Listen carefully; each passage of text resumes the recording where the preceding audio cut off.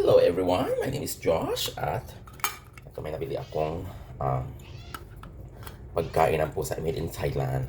So okay, ayan. So try natin kainin sila for this kind of food.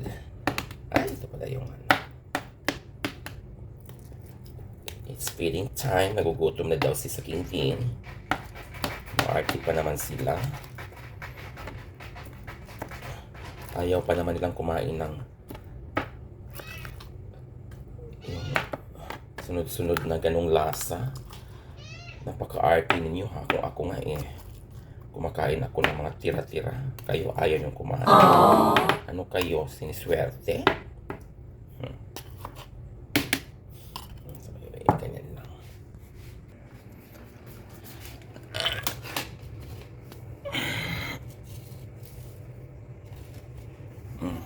Ito na yam. Yam.